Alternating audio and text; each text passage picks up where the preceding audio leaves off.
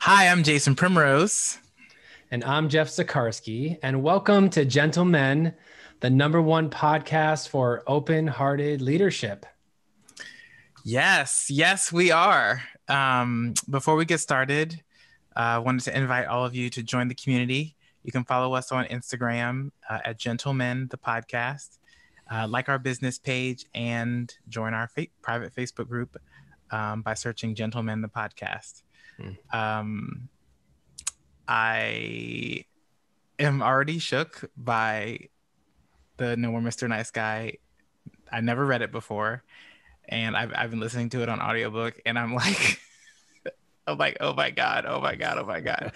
So I'm super excited to have this conversation. I've recommended it to at least 15 friends, and with that, I'll let Jeff open the conversation. Yeah.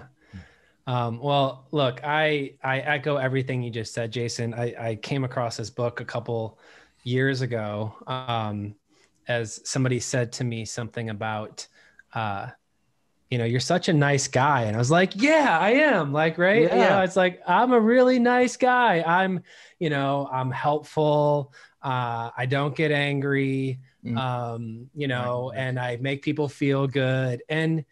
And they were like, no, you're a nice guy. I'm like, okay, well, I just said, yeah, I'm agreeing with you. And they said, go read this book. I'm like, all right, great. When somebody that I love recommends a book to me, I go read it. And I did. And what I learned from that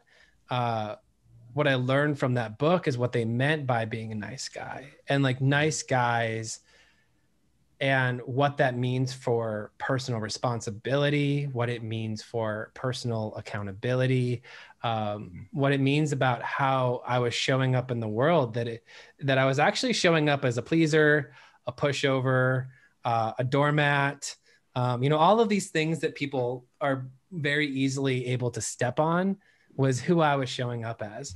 And when I got that mirror, when I got that reflection from this book, which we're going to talk about in a little bit, I said, wow, that is how my life has gone. That is how I have shown up in relationships. That's how I've shown up in my family. It's how I've shown up in business partnerships. I'll do whatever anybody wants to do. I got it. Don't worry. I don't have any needs. I can figure it all out, and what I really need isn't important. And so what I got from that book, and why it's so important that I think we're having Dr. Glover on here, is I learned that by taking personal responsibility and learning by taking accountability, that I can actually, no one's going to change my life for me. Like, spoiler alert for anybody listening, nobody's going to change your life for you except yourself. And so I thought that would be a really powerful conversation to have Dr. Glover on here to talk about responsibility and accountability, and talk about his book, which I'm going to just give him a quick introduction here. Dr. Glover is the author. He's the writer of No More Mr. Nice Guy. I'm sure he'll talk about his own journey with that as well. He's also the author of Dating Essentials for Men. He has spent over 30 years with men and women. This isn't just men, getting the love and the sex and the life that they want. And he has these groundbreaking books. He does classes, podcasts. Clearly he's here. And even seminars to really help this create a foundation for a growing worldwide men's movement. So Dr. Glover, we are so excited to have you with us. I know you are going to blow our minds, not only with your own journey, with some of the stuff that you're working on. And one of the things that we like to ask people when they come on our podcast is who they are, and who they are outside of what they do. I think when we go meet people for the first time and we say, who are you? They say, oh, well, I'm a writer, I'm an author. And it's like, yes. And like, who are you at a deeper level? Who are you at a soul level? What do you stand for in this world? And with that, I would love to just hand that over to you and hear a little bit about like who you are. Who am I? That's a good question. Good one to start with. And what just comes to mind is that, for example, I'm at the age where a lot of people start retiring from what they do, and people ask me that from time to time. So, are you going to retire? I go, Huh? What's that? Why would I do that? And the reason I give that answer is because I who I am and what I do for me are seamless. That it's not that it's my identity that I write a book or that I do workshops or I do interviews. It's not so much my identity, it's just how I manifest me in this world. And I really say, so if I get behind that, and here's what I tell people about the books I write or the courses I offer, every one of them have grown out of my own personal struggles. Whatever I've struggled with, I seem to have this tendency to, okay, let's dive into that. Let's figure out why this isn't working. Why are my relationships not working? Why is being a nice guy not working? Why can't I meet women? I got to be single in my late 40s. Why can't I date? I've just dive into the struggle of it. So I guess that is more of who I am. I dive into the struggle. I own it. And then as I learn, I love to share what I learned. So by nature, I'm a teacher. I love sharing concepts and ideas and principles and practices with people and just watching the light bulb go on. Kind of like watching both of you when you describe listening or reading the book is when the light bulb goes on, is like, yeah, I love that. That I think is my purpose is to bring what I've learned from my struggles, my difficulties, and help other people learn from what I've learned. So I don't know if that's who I am, but I guess that's a good enough place to start. That's a great answer. That's an excellent answer.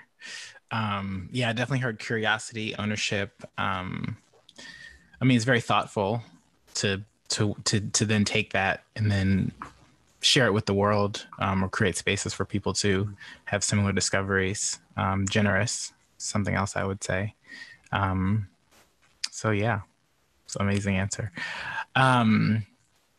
Okay, so I just have to tell you, the last like 5 or 6 days have been unbelievable. And so the funny thing is when Jeff first told me, he was like, oh, he wrote a book and blah, blah, blah. And then I realized I was like thinking about like Ellen or Oprah or whatever. It's like they always read the books or watch the movies or whatever before the person comes on the show. And I was like, oh yeah, that part. So I committed to listening to an hour every day, and was just like every day was like, oh my gosh.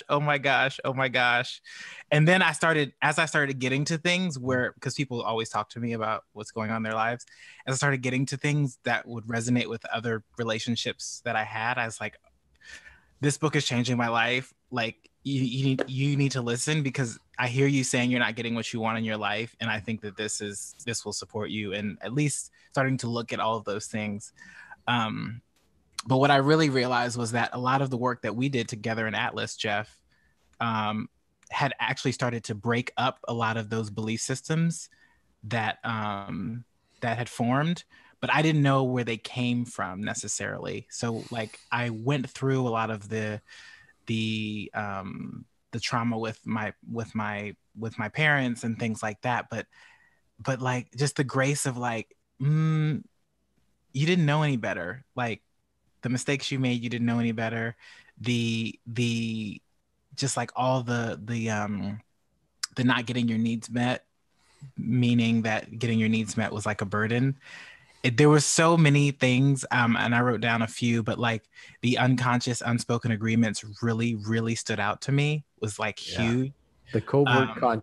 The covert contracts. I was like, oh my gosh. And I knew it. I actually knew it and felt it so deeply even before, but I had never been able to name it and take accountability and responsibility for it.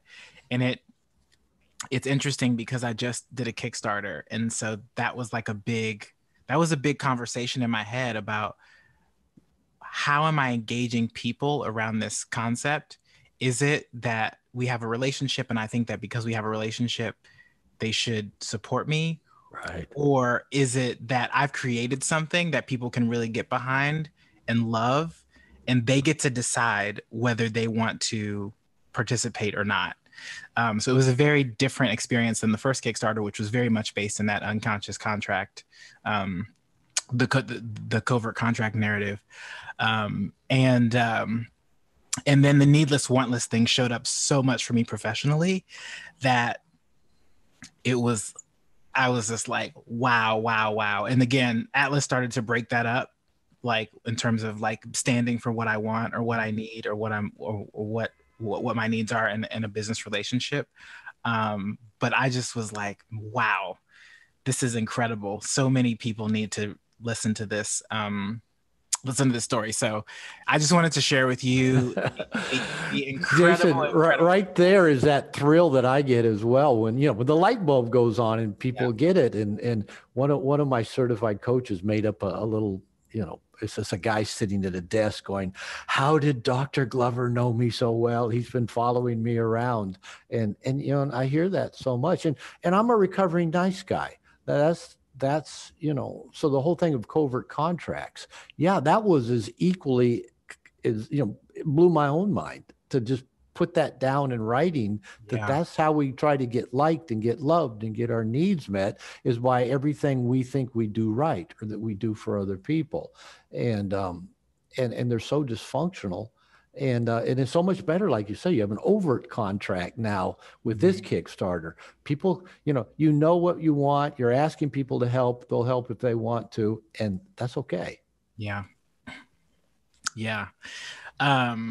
Well, I would love to hear more about Jeff. I don't know if you had anything specific, but everything the both of you said is what's opened up for me a couple years ago, and it's continuously evolving. And Jason, the thing that I heard you say that I think is important is this was access to seeing something new for you. And what I like to say, when I work with my clients, is like, you're going to see something that you can't unsee, and you can do two things. You can take responsibility for it, and you can start to actually create something new. You can create something different, or you can ignore it and avoid it. But the downside to ignoring it and to avoiding it is it never actually goes away. Those covert contracts aren't going to just magically evaporate and be okay, even though we think like, oh, if that other person changes, then my life will be okay. But that's such a victim mentality, kind of at the effective mentality, which is the total opposite side of taking responsibility. So I just kind of want to highlight that there's a choice point here whenever you see something new for you. And it's what I take on. And I'm assuming and I'm asserting that, Dr. Glover has also taken on several layers and levels of responsibility and does that with his clients. It's like, okay, well, if you're going to change, you got to actually step up and step forward. So that's just the piece that I'd like to highlight. Yeah, definitely. So I wanted to ask how accountability and responsibility fit into your narrative, for Mr. Nice Guy. They're essential because in the book I talk about becoming what I call an integrated male. We could call that anything. An authentic male, an open-hearted male, a conscious male. Third stage male. We could call it any number of things. So it doesn't really matter what we call it. But in that is a growing level of consciousness where we just become more aware. We become more of the watcher and observer of ourselves. We become more the watcher of what doesn't work and why and how to be more effective. And for me, when I started working on, once I realized what was going on and how that got started, I was in my second marriage and my then wife said to me, I can't take this anymore. Everybody thinks you're such a nice guy and you treat me well, but then like you do hurtful and mean things to me. And she goes, I can't take your passive aggressiveness anymore. I mean, I had a PhD in marriage and family therapy, and I don't think I knew what passive aggressiveness was. So she said, you've got to go get help. You got to get therapy. And so I thought, well, I guess I'll go to therapy and find out why me being a nice guy doesn't make her happier or more appreciative or want to have sex more often, and why she's angry all the time and it's never good enough and she's always critical. I thought, I'm a nice guy. She should treat me well and appreciate me. And luckily, I fell into some good places. One was a 12-step group for sex addicts. And I quickly found out I wasn't a sex addict, but it was a beautiful place. I got to just start opening up and revealing me, just being open and transparent and letting out everything I'd kind of kept hidden away.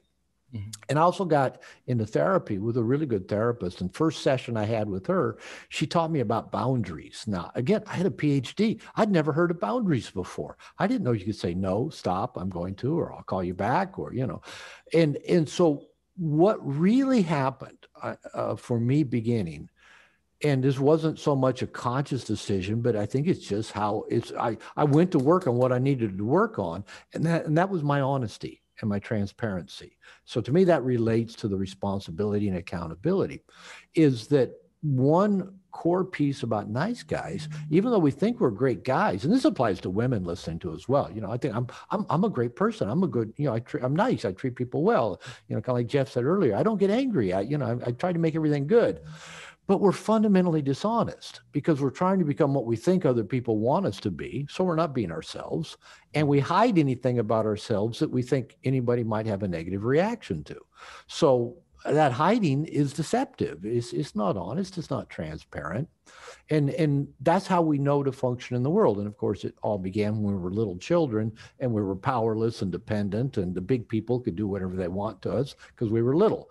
Mm-hmm. And so lying was a way of leveling the playing field when you're really small and the big people have all the power. And so what happens when we carry that into adulthood, and it robs us of our power, because every time you tell a lie or lessen the whole truth or distract from what is real, you're basically saying, I can't handle the outcome of being a what you see is what you get person, of telling the truth, of being transparent. So this is to me where the accountability and responsibility come in. It begins with, we have to start telling ourselves the truth. I'm angry, or I'm disappointed, or, I really want you to do this for me because I did it for you. I mean, we got to be honest with ourselves about it, not making excuses. That's a piece I've really worked on. I try never to make an excuse for anything. That's just me telling me a lie. Usually I'll say, oh, I'm sorry, I didn't have time to get to it. No, I didn't make the time to get to it. I had time. But the excuse is, I'm going to believe my excuse. Maybe you will as well. So I really went to work on, and this is really where I often start with a lot of people working on their identified nice guy issues, is let's start being honest. Let's be honest with us. Let's be honest with the people around us. Let's be transparent. I talk about being a what you see is what you get kind of person. I talk about nothing hidden, nothing half-assed. Let's be our authentic selves and put that out in the world for people to see. And it's interesting because, I do a lot of interviews. I do workshops and seminars. And a lot of times people will, after, when we wrap up, they'll say, Robert, I appreciate how authentic you are, how real you are. And I always smile at that because nobody would have accused me of being authentic 30 years ago. Mm-hmm. They wouldn't have known the real me. I would have been trying to impress them and be smart and look good and not make a mistake and not piss them off in any way. But I wasn't being authentic. So for me, that's where it all begins, is that authenticity and the accountability of showing up as who we are and being honest with the world. Yeah, I that was brilliant.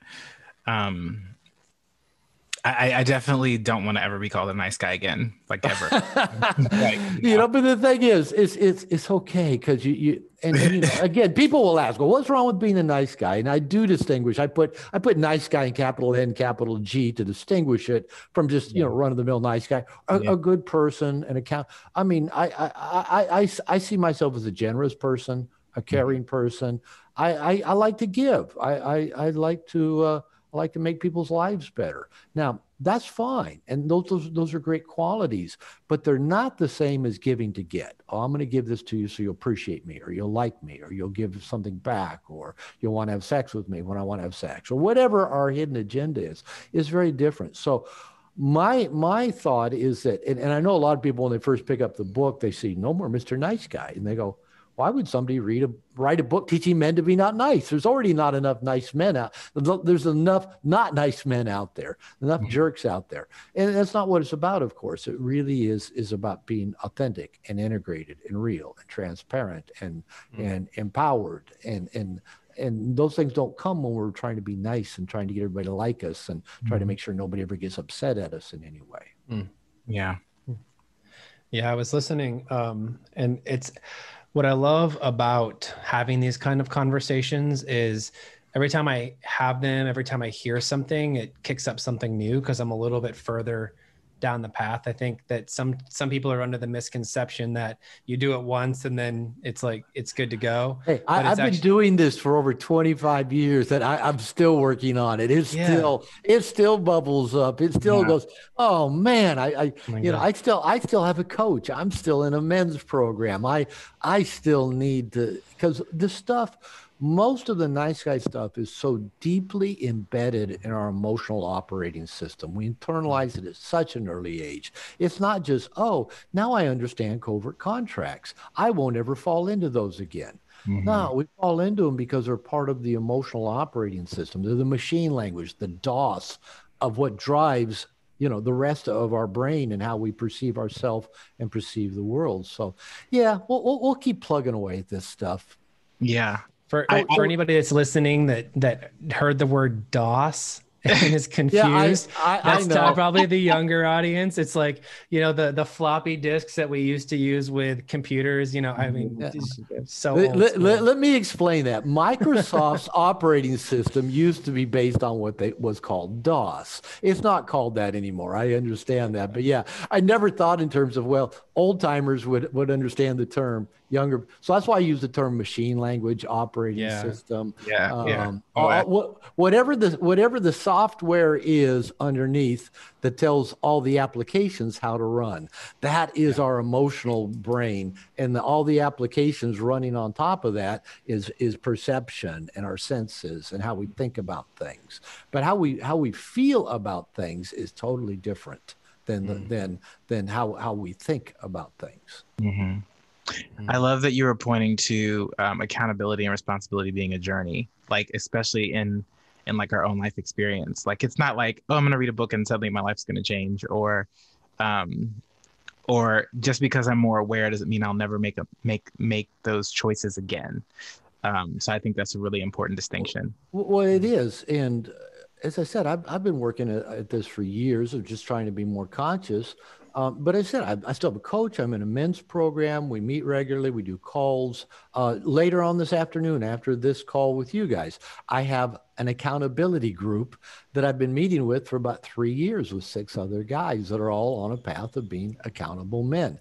I have an exercise accountability group that I need to check in with, say, I did 30 minutes of yoga today. I have a writer's accountability group. We're on Zoom every morning at 7 a.m. Pacific time for an hour or 2 or 3. We don't even talk. It's from 1 to 6 guys just in a Zoom room writing, because we all have a commitment to write.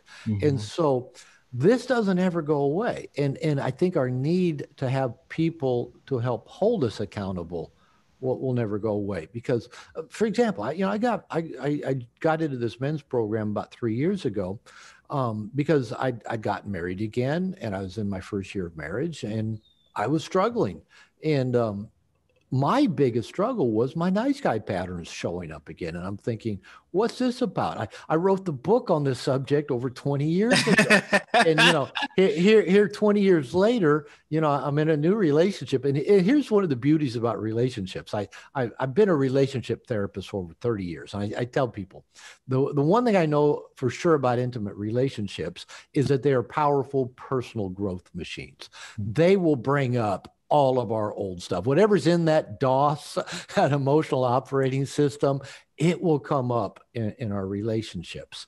And one of the beauties of each new relationship we get into, and this has been my experience anyway, every new relationship I've gotten into, I've bumped into something that I didn't know I didn't want in a relationship.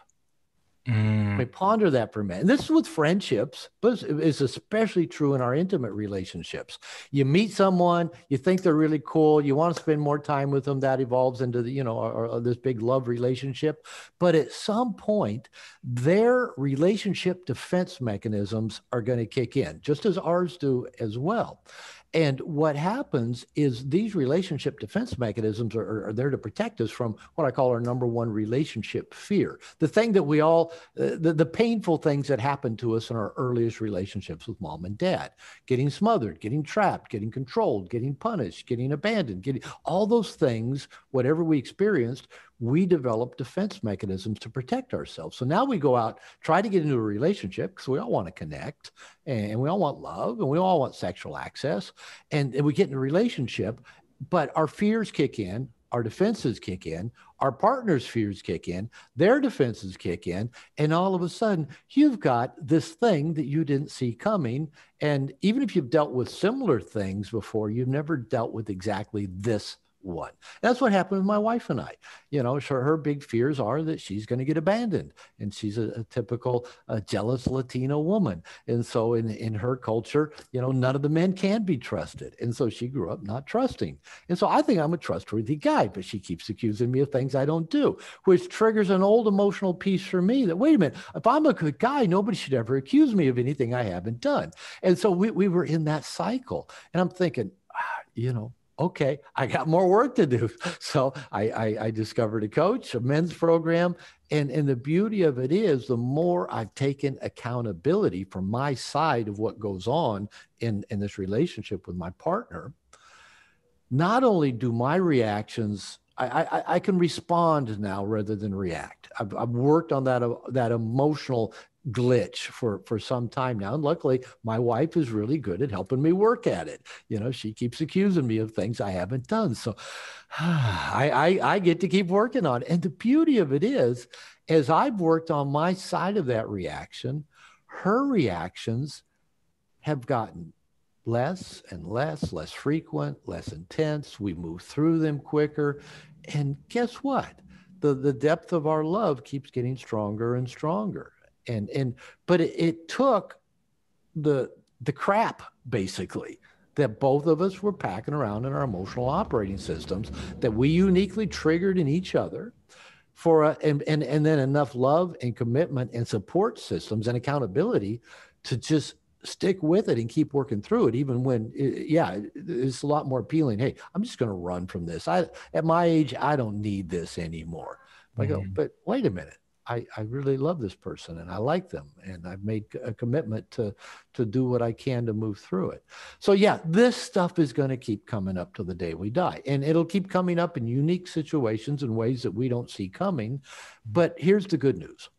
Whatever tools we learn today that we learned yesterday that helped us begin to get to be more conscious, more authentic, more empowered, those same tools and principles and practices will work the next time around as well. That's the good news, that we don't have to keep reinventing the wheel. We just have to keep applying what we've learned along the way to each new situation. That's great.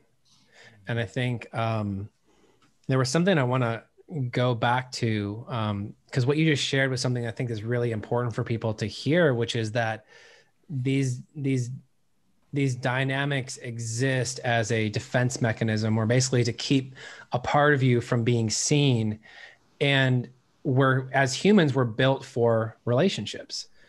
So it seems counterintuitive that we would try to, and we're designed to want to create intimacy and connect with other people. So in this dance where we're simultaneously trying to go deeper and to connect with the people that we love and want to spend time with, we're simultaneously watching our back and about, for like, but I'm going to show you this. Guilty, like very guilty. But don't look over here because this is the piece that I don't want to see. And so we spend all this time, like, I'll own that and take responsibility. I spend time putting in energy to not see this part of me, which actually just has me end up being more, exhausted and not actually present, because my commitment is to be, deeply present and loving.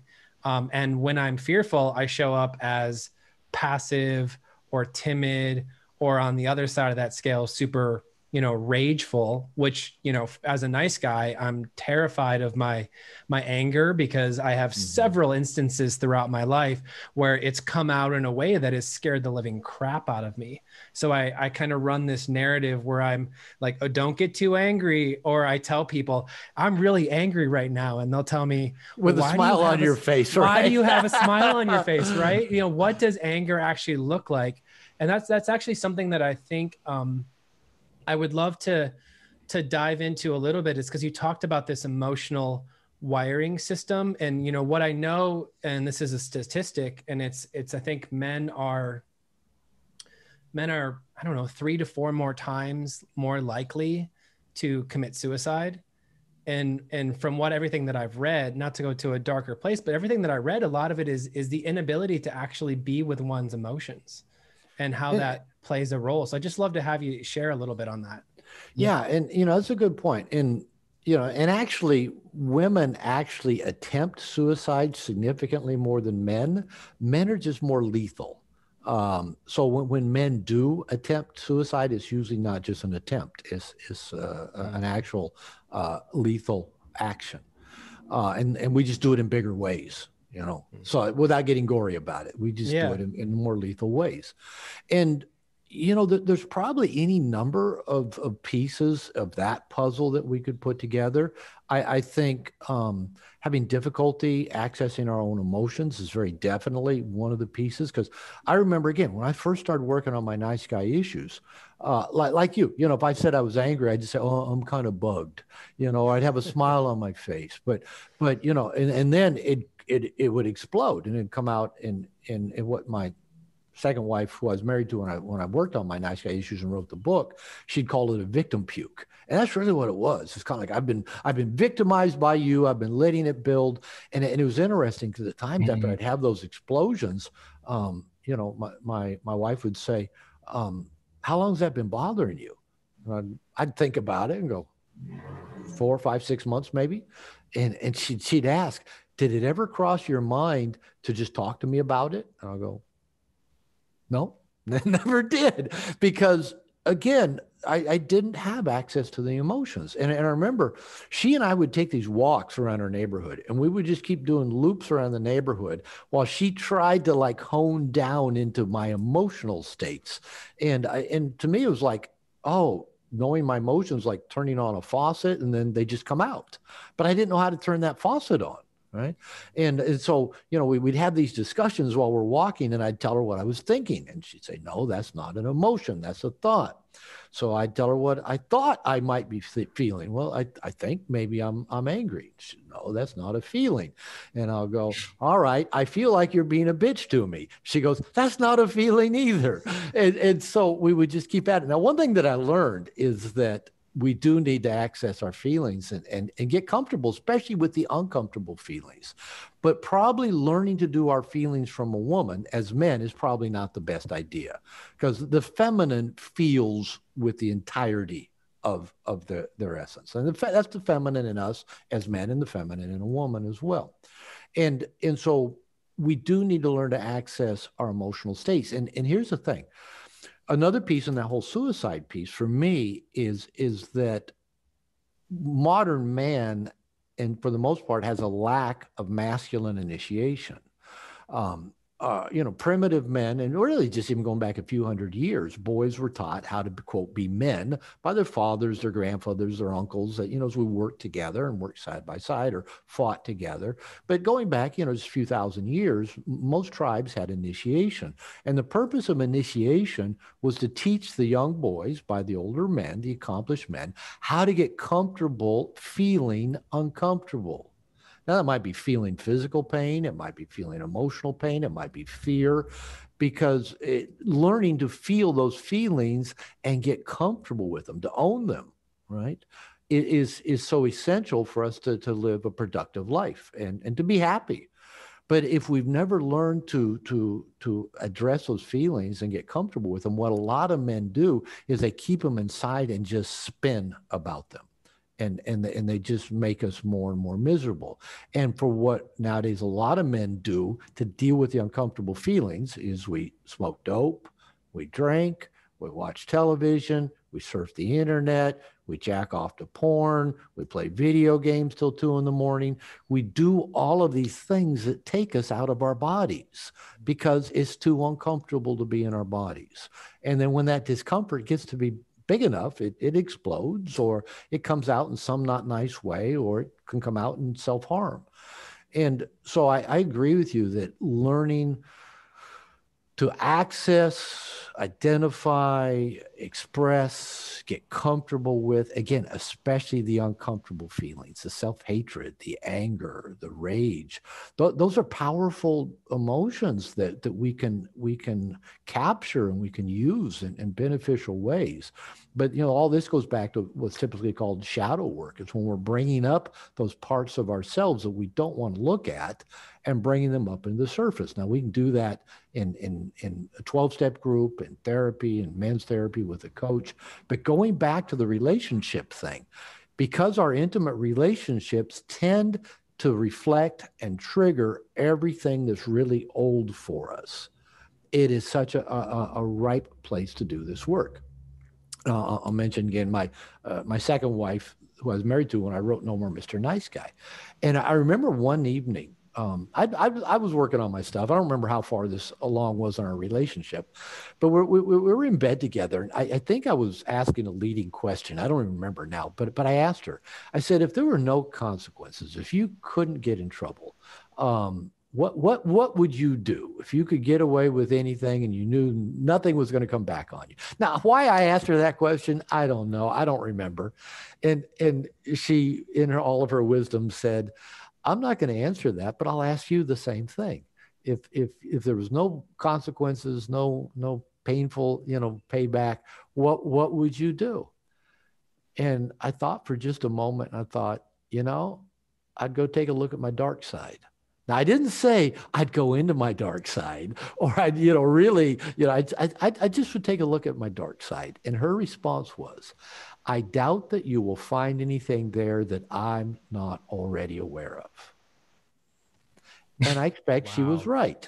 Think about that. That is the power of intimate relationship. If we spend enough time with a person, even though we think, well, I've got my protection up, I got my guard up, I don't let them see that about me, they can't possibly know that about me, they're not going to get close enough to hurt me in this way.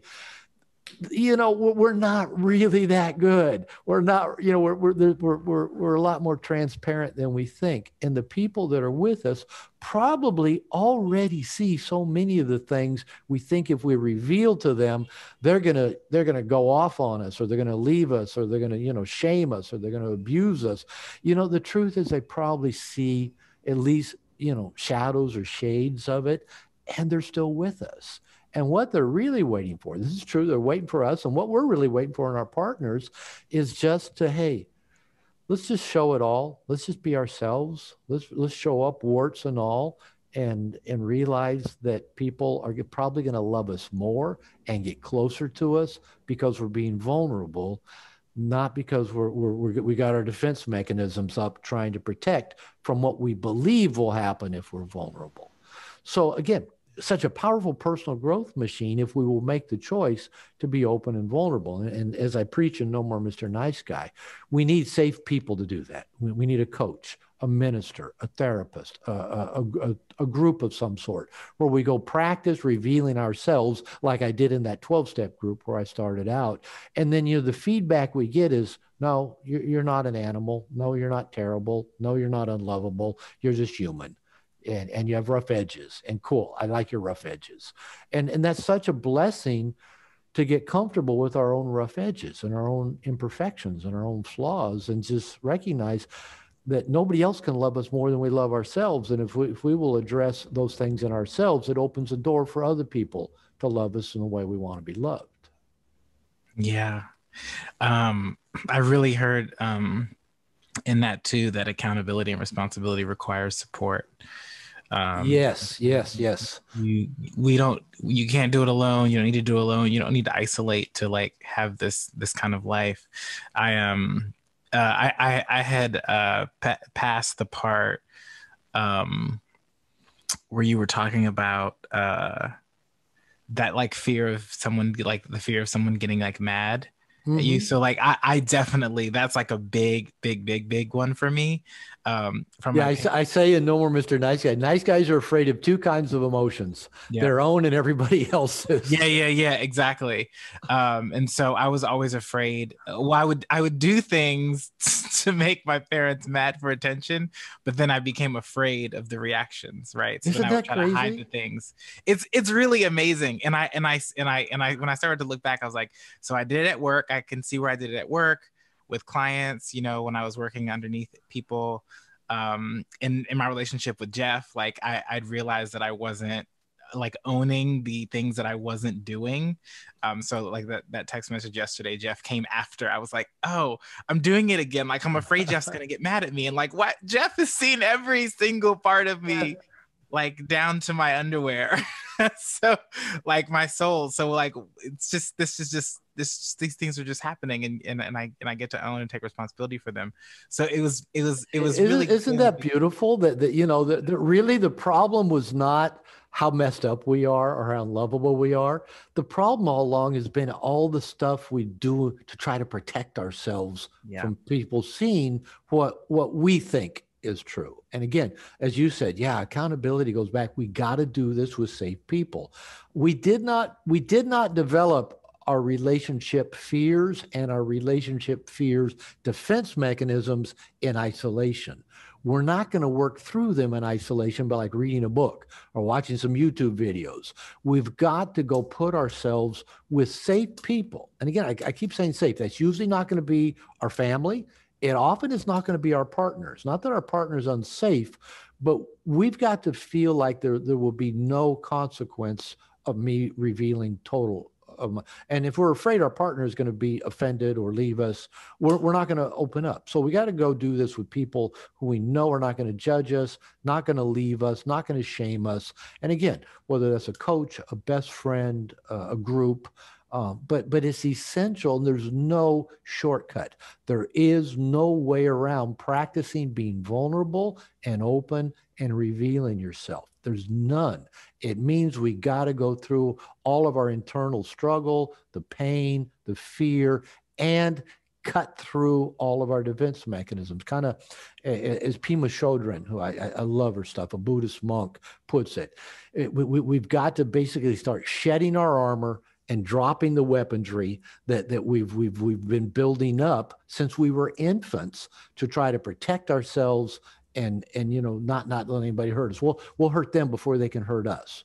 And we've got to start dropping and shedding those protections and that armory to let people get close to us, to truly find out people can get close to us and keep on liking us and thinking we're okay.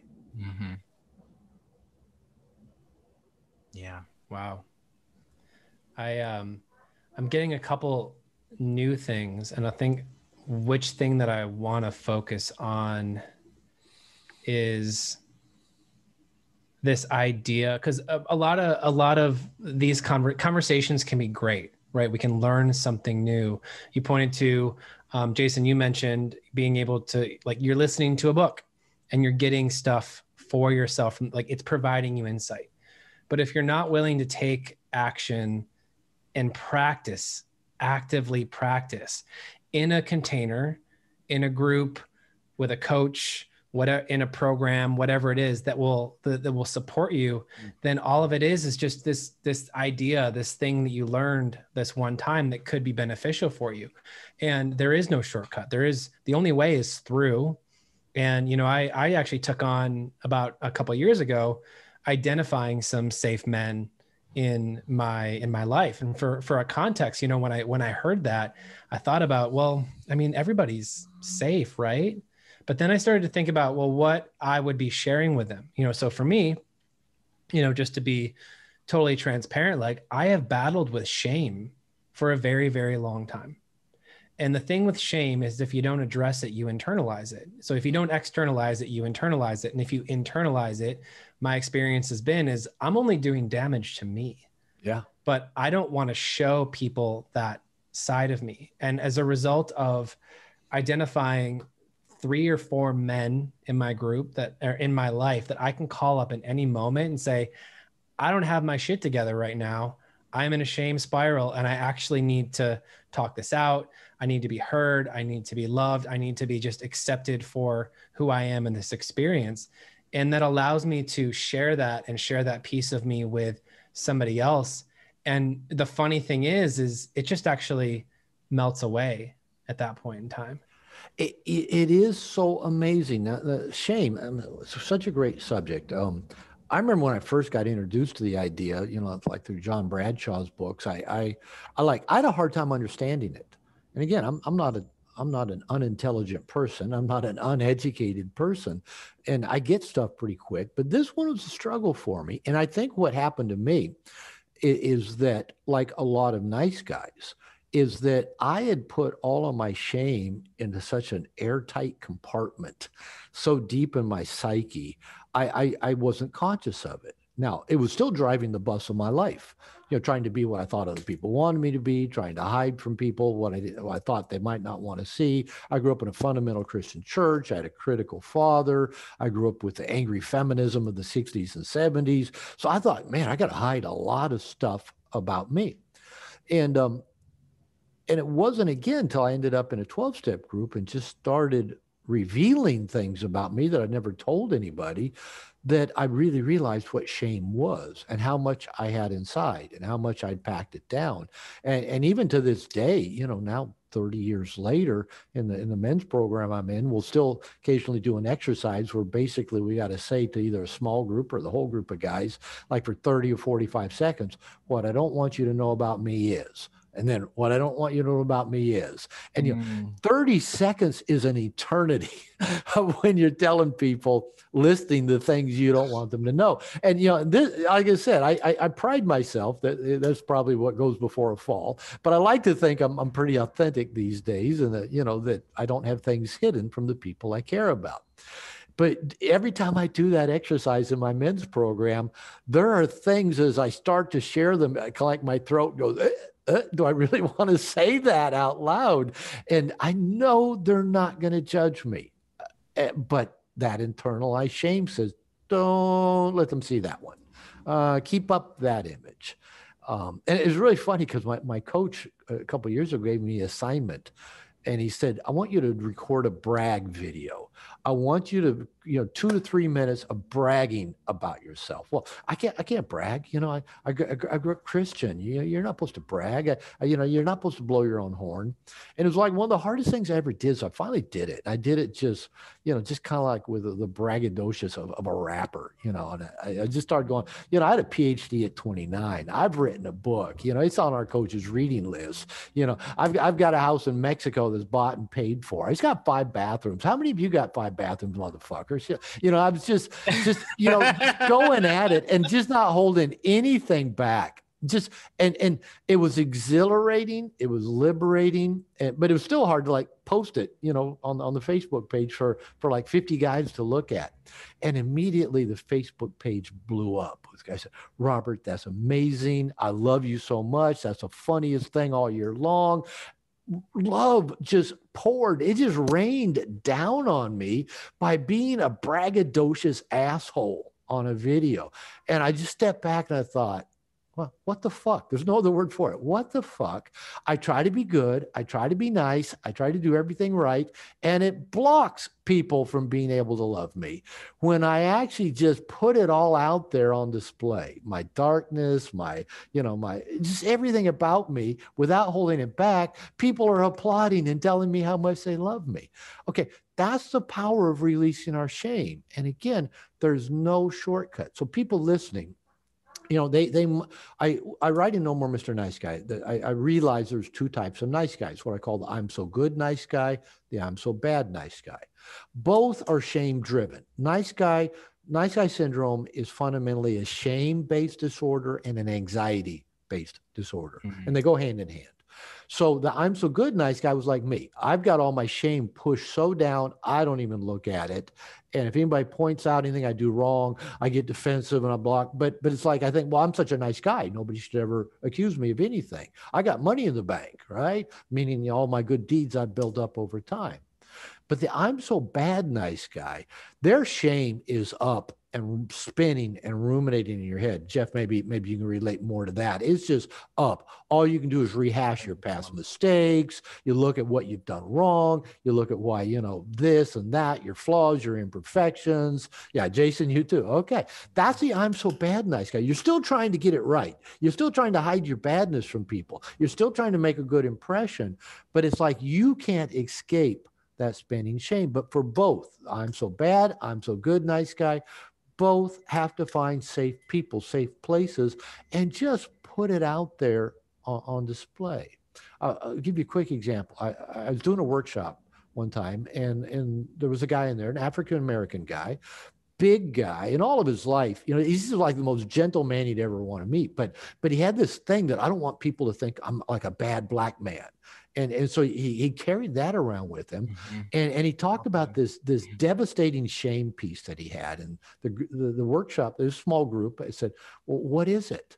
What are you so shameful about? And he said, well, when I was like about 15, I broke into a car and stole the radio out of the car.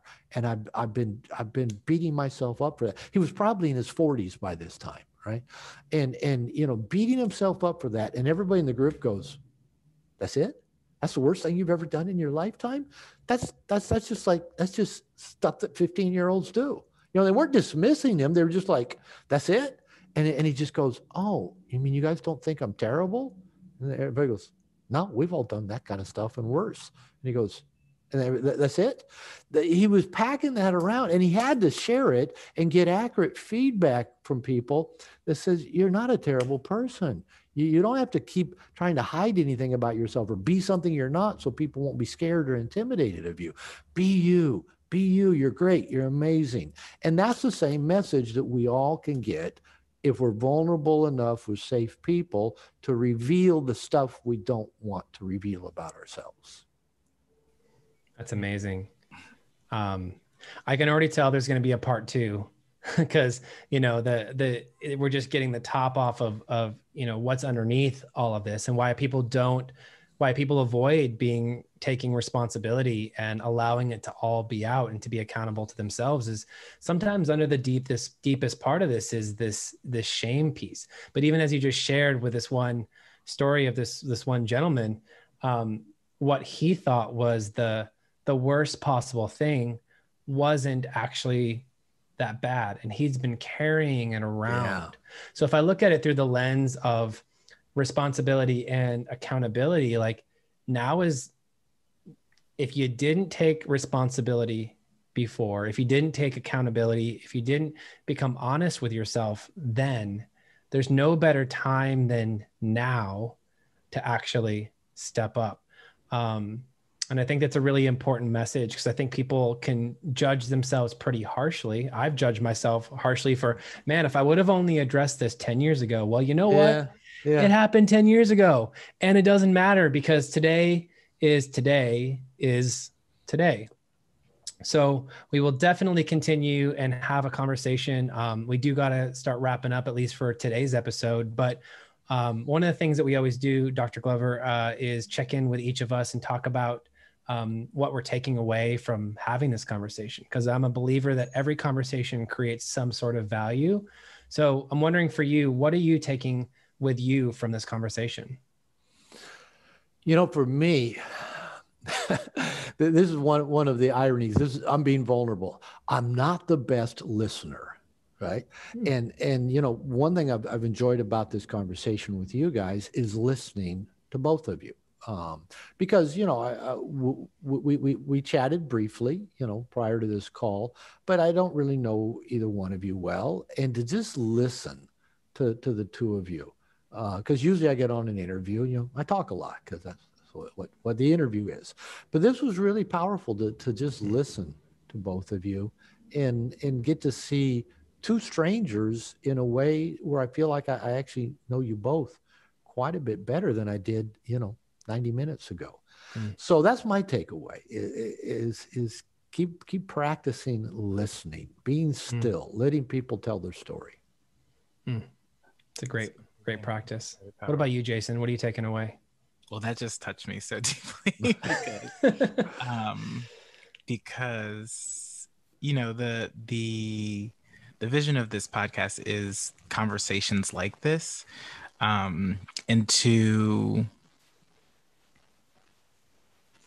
be able to have someone who's experienced so many people just be able to reflect that back, I think is really, really awesome.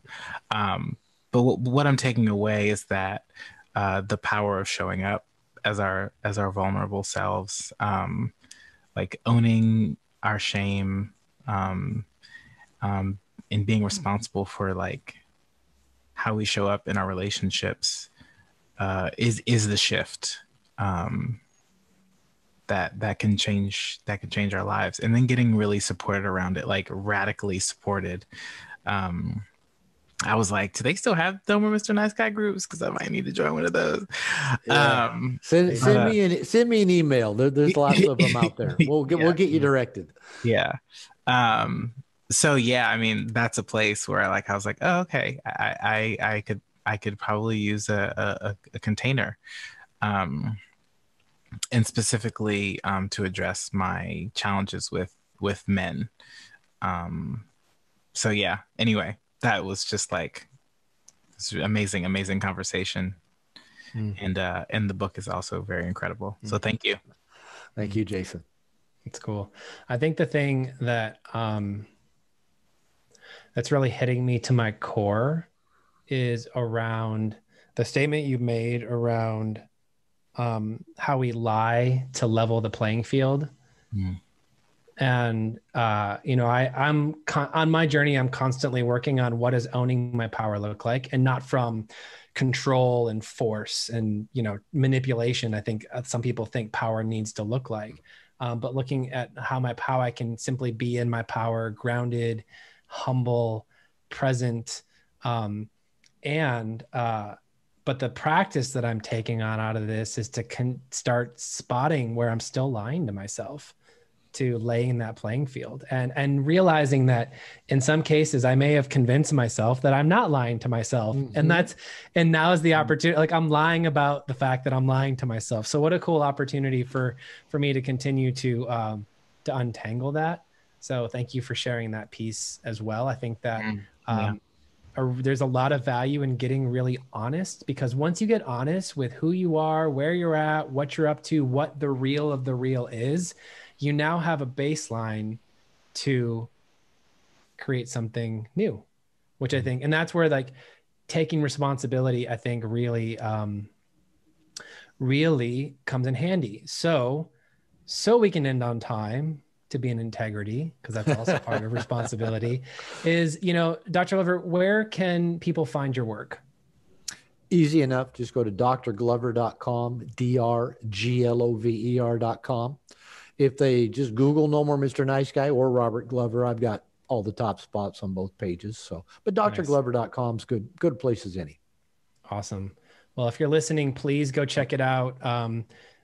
No matter where you are in your journey, be willing to listen to the book. It will absolutely change your life. I know it. I have mine on Audible. You can get a hard copy. Some people like to read the hard copy and listen at the same time. Whatever your fancy, go for it. And Jason, I'll let you wrap up. Yes, I'm just going to second that. Go do yourself a service and listen or read No More Mr. Nice Guy. Like I said, I've got 15 people. I'm like, just don't do anything else today, but start this book. You just started your own group, by the way. Group. Oh, I exactly. Yeah. Well, if you're just joining our show, welcome to Gentlemen. There's so much juiciness here. We'd love to hear your thoughts, your feedback, and we also have a place for more conversation, videos, and a space to share. So step into being a gentleman. Again, check out all the rest of the episodes, and join our Facebook group, and follow us on Instagram at Gentlemen the Podcast. So thank you so much, Dr. Glover, for being here with us today. Thank you, guys. Thank you so much. And we'll talk to you soon.